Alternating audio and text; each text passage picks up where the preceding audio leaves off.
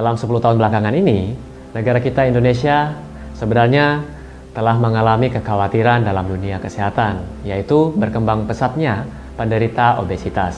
Obesitas sendiri akan berhubungan dengan penyakit-penyakit berbahaya diantaranya seperti serangan jantung, penyakit jantung koroner, kemudian penyakit stroke, diabetes, depresi, kemandulan, bahkan hingga mengarah ke penyakit kanker.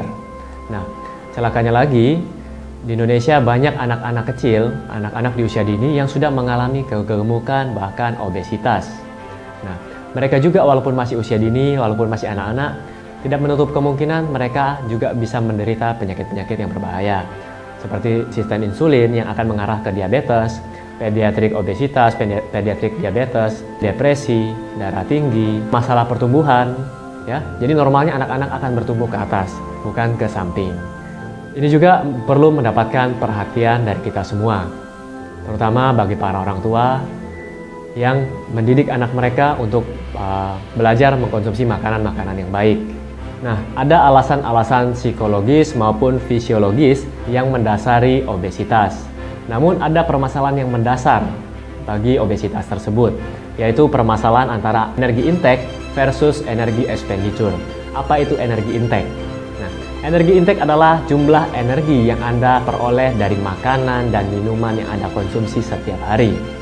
Sedangkan energi expenditure adalah jumlah energi yang Anda butuhkan atau tubuh Anda butuhkan untuk dapat beraktivitas dengan baik. Anda dapat bernafas, Anda dapat mengatur suhu tubuh Anda.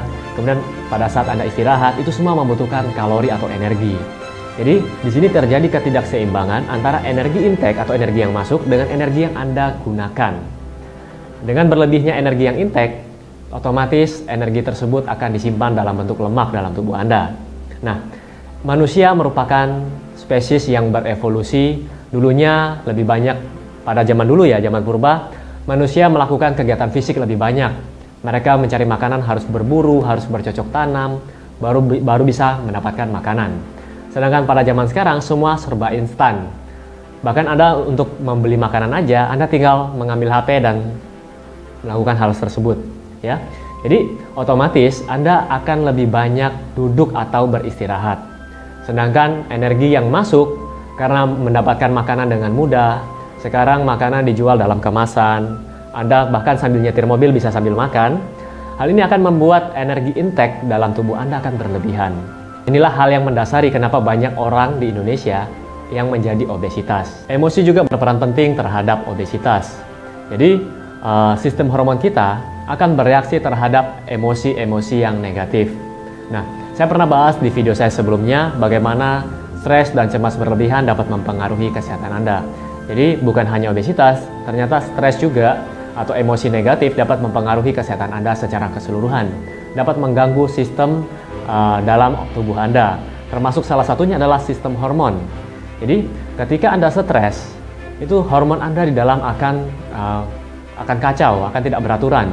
Sehingga akan memperlambat metabolisme dalam tubuh Anda. Sebenarnya stres seperti ini sangat membantu pada kehidupan leluhur Anda dulunya.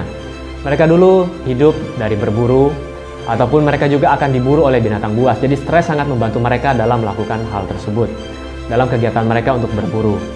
Tapi dalam kehidupan sekarang, stres justru akan membuat Anda makan lebih banyak lagi. Stres justru akan membuat metabolisme dalam tubuh Anda akan melambat. Akhirnya, yang terjadi adalah penumpukan lemak di dalam tubuh Anda. Saat stres akan menghasilkan hormon-hormon untuk melindungi diri dari stres. Akhirnya terjadi penyimpanan atau penimbunan lemak dalam tubuh Anda. Karena tubuh akan menghemat energi Anda. Jika seperti ini terjadi, maka Anda akan susah sekali untuk menurunkan berat badan. Pada tradisional Chinese medicine atau TCM, sebenarnya obesitas merupakan hasil dari akumulasi dampness atau penumpukan dampness dalam tubuh. Juga merupakan hasil dari penurunan fungsi jaringan limpa, sehingga mengakibatkan penurunan metabolisme dalam tubuh Anda. Hal ini dikarenakan stres, kemudian faktor kurang bergerak atau kurangnya aktivitas, dan kebiasaan makan yang buruk. Nah, program yang saya terapkan untuk pasien-pasien obesitas meliputi akupuntur dan terapi herbal yang bertujuan untuk mengembalikan kesehatan organ pencernaan dan metabolisme mereka. Tujuannya juga adalah untuk menghilangkan dampness yang berlebihan pada tubuh mereka. Dan saya juga meminta pasien saya untuk melakukan aktivitas fisik lebih sering di rumah atau di luar rumah. Jadi, selain melakukan akupuntur, selain memberikan herbal, harus ada kerjasama antara pihak dokter dan pihak dari pasien. Karena akupuntur dan terapi herbal pun tidak akan membantu jika Anda tidak melakukan aktivitas fisik di rumah, tidak mengurangi jumlah kalori Anda, dan juga tidak menjaga pikiran Anda dengan baik. Dengan melakukan itu semua, Anda mendapatkan energi yang positif bagi tubuh Anda. Oke, jadi selanjutnya adalah bagaimana terapi atau bagaimana solusi yang dapat Anda lakukan sehari-hari. Yang pertama adalah Anda harus melakukan diet atau mengatur pola makan Anda. Nah, ada ratusan diet yang ditawarkan kepada Anda bagi para penderita kegemukan atau obesitas, khususnya di Indonesia. Ada diet A, diet B, diet C, dan sebagainya. Namun, diet-diet seperti ini sebenarnya banyak yang keliru. Banyak yang menganjurkan Anda untuk tidak makan apapun.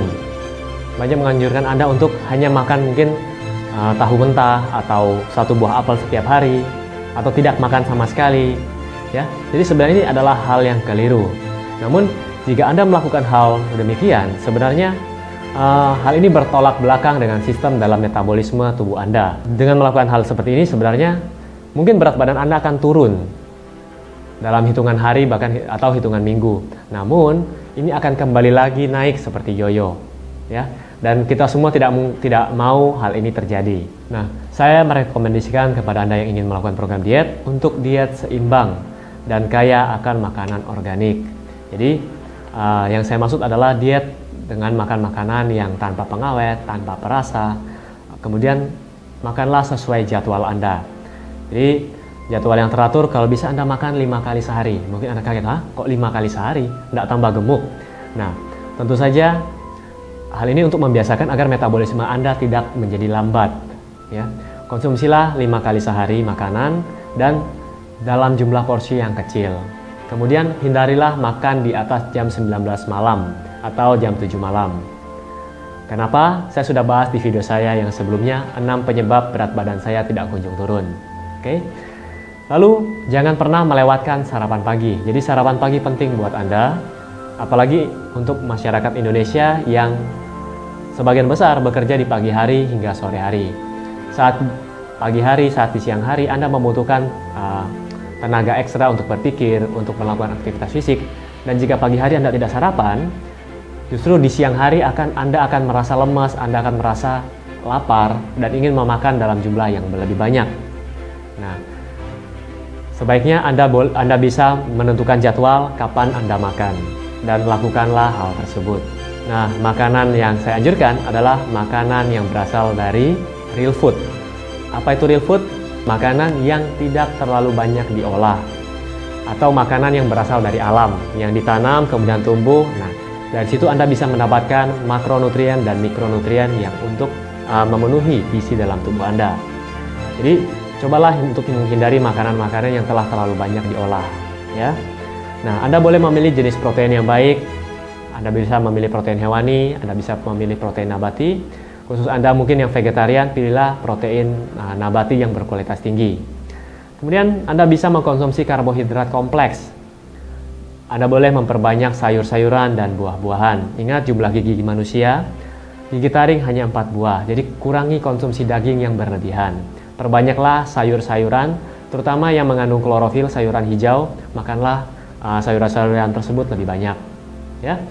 Kemudian Anda juga dapat melakukan program detox sesekali. Nah, program detox di sini Anda boleh mengkonsumsi sayuran mentah dan buah-buahan. Lakukan program detox ini selama 10 hari. Dan juga bila Anda yang tidak sanggup untuk memakan terlalu banyak sayur-sayuran dan buah-buahan mentah, Anda boleh menambahkannya dengan suplemen. Namun saya tidak akan bahas suplemen atau jenis suplemen itu di sini. Kemudian langkah selanjutnya adalah Anda harus menghindari makanan-makanan yang pedas, terutama bagi Anda penggemar cabai. Kenapa? Dengan menambahkan cabai terlalu banyak, mungkin bagi Anda penggemar cabai, nafsu makan Anda akan meningkat. Anda akan lupa bahwa, oh saya lagi program diet, porsi makan saya hanya sekian. Ya. Kemudian kurangilah makanan-makanan yang mengandung tepung terlalu tinggi. Kurangilah makanan-makanan yang terlalu banyak digoreng atau banyak banyak lemak hewani. Nah, makanan-makanan ini tidak baik buat Anda. Kemudian, segala jenis makanan manis dan dessert harus Anda hindari. Termasuk juga nikotin. Bagi Anda yang merokok, cobalah untuk berhenti merokok karena itu akan mengganggu metabolisme dalam tubuh Anda. Tips yang terakhir untuk diet adalah jangan makan saat Anda sedang stres, saat Anda sedang emosi tidak stabil.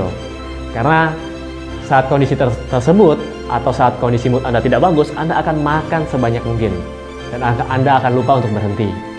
Karena mungkin Anda memikirkan masalah dan sebagainya, akhirnya Anda lupa bahwa oh, saya sudah cukup untuk makan. Oke, semoga tips diet ini dapat Anda lakukan. Kemudian yang selanjutnya adalah suplemen.